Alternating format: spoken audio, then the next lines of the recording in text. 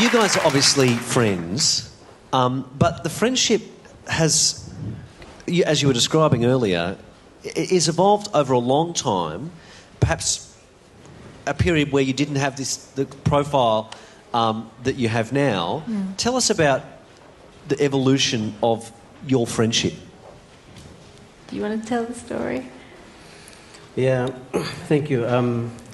First time I never met Jennifer, but when I was in the courtroom, and I was shocked and I was surprised because she's sitting in the courtroom, and I never seen the white girl sitting witness in the courtroom.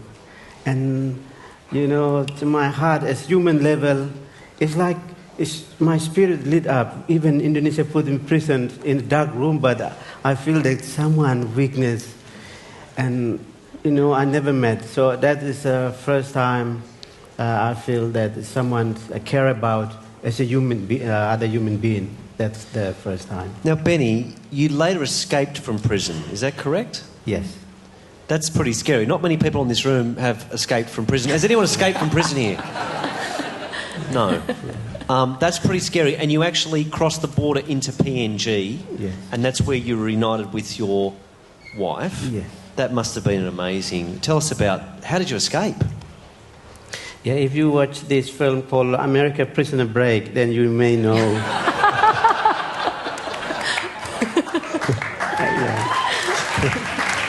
That's exactly what I done, and I watched this film. I always watch few times, and this is what I did. And yes, I don't want to escape at the time because I'm not guilty. I'm standing for my people, but because Indonesia 3 times tried to kill me inside the prison, that's last minute I make decision. If I stay, I will be killed because one of the leader called TEDxSigney assassinated by Indonesia Special Force in 2001.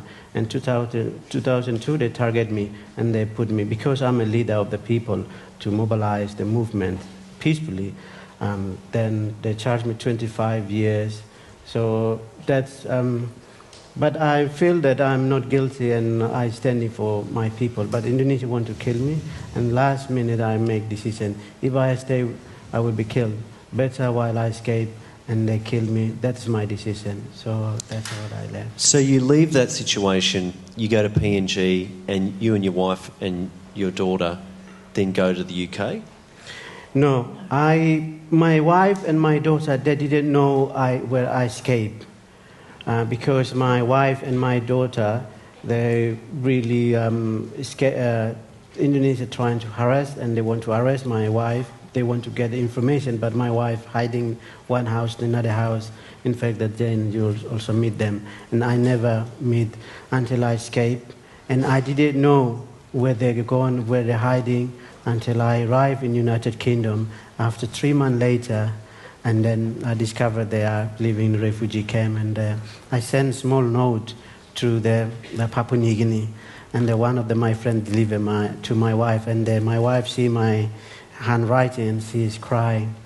And then all the British friends and helped the other friends who came to Papua New Guinea, and smuggled them from Papua New Guinea to rejoin in United Kingdom. So that is the... This is an amazing story. Can we just hear it for Benny? I don't know why, but I just...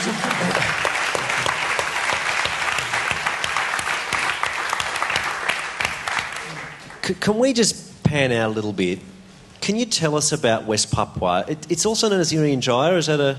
Formerly known. Formerly known as Irian Jaya. And how did it come... I know that in 75, I think it was, East Timor was invaded by the Indonesians. How did Irian Jaya, West Papua, become part of Indonesia? Sure. Well, West Papua was part of the Dutch East, was loosely part of the Dutch East Indies, which then became independent Indonesia. When Indonesia got independence, they kept West New Guinea, and it was entered onto the list of non-self-governing territories which are entitled to self-determination under the UN Charter. Non-self-governing or self-governing? Non-self-governing, so colonial states that are on the path to independence. And the Dutch had an international obligation to bring West Papua to independence. Indonesia wanted the province largely because of its natural resources. What are they, Jennifer? It has the biggest gold and copper mine in the world. The largest tract. It's not Bougainville, is it? No, it's Freeport Gold Mine. That's on the other side. That's on the other side of Papua New Guinea. The largest tract of rainforest outside of the Amazon. Huge natural gas reserves. What else? Copper. Yeah, the gold. That's plenty, by the way. You don't feel... It is. West Papua is the greatest contributor to Indonesia's GDP. But basically... sorry, say that again? West Papua is the greatest contributor to Indonesia's GDP. So... Of the provinces? The natural resources. It is the most natural rich resource province, and yet it is the poorest. So the people aren't benefiting. But basically in the early 60s, Indonesia tried to take it back. They were receiving arms from Russia. The US stepped in and said, we can't afford to lose Indonesia to the Cold War. So Australia was actually going to go to war with the Dutch to protect the province because we were administering Papua New Guinea at the time. And then once the US stepped in, everybody went, whoa. And actually 2 years before West Papua, as part of the agreement, Indonesia was supposed to give West Papua a vote for self-determination. They did so in 1969, but in circumstances where they rounded up 1,000 people and made them vote under threat of violence, so it was not a free and fair vote. But 2 years before that, the US signed the contract for Freeport Gold Mine. And so it's pretty clear that this vote for self-determination was never going to be free or fair because they'd already been divvying up their natural resources. And as a result of that, which was completely in violation of international law, they became part, illegally, of Indonesia. Okay. There's so many questions I need to ask you guys. I really want to get to your relationship. But I just, because I don't know how much time we've got, they may shorten the morning tea break. Sure. I just want to talk about, if people are interested... This is a campaign, of course. We know that Jose Ramos Horta, he went around the globe when East Timor was a non-existent issue. He was travelling doggedly, going to community radio stations in Portugal and Spain, and that man has, done some serious miles. If we want to find out more, Benny, how do we get involved? How can we just, to start off with, learn more? Yeah, there is a website called www.freewestpapua.org. There's a lot of information is there. We have international lawyer for West Papua, if your lawyer could involve, and Jennifer, who is a leader of the lead lawyer group. And also we have an international parliamentarian for West Papua, which is some of the Australia Greens and Senator joined this campaign. That's mainly focused on self-determinations. And you can do practical things, tell your family, your friends, and invite West Papuans to come and speak your group or anything we can, because people in Australia care about human beings, because why? We have 10 years ago, East Timor, people thought never get independent, but because people power moving. So I hope that one day my people are free, but without your support, it's never free. So that is the free website you can visit. Also, we have Twitter, Free West Papua Twitter, also the Facebook. There's 70,000 worldwide are supporting this campaign, so you can join. Okay, so there's different things we can do. We can search it on Twitter. Do you know the Twitter handle that we can, just to get updates? Yeah. Yeah. He wants to know what it is. What is the Free West Papua? What is the Twitter handle? What's the Twitter name? Yeah, I think Free West Papua. Free West Papua. Free West Papua. So Twitter, if you want to follow it on Twitter, Free West Papua. Yeah. I know that Jose Ramos Horta, when he would come to Australia, he would often be put up by various unions who are very strong on this campaign. Are there any groups in Australia which, who let you sleep at their house, or who are particularly kind of good, that we would know, like prominent unions or perhaps?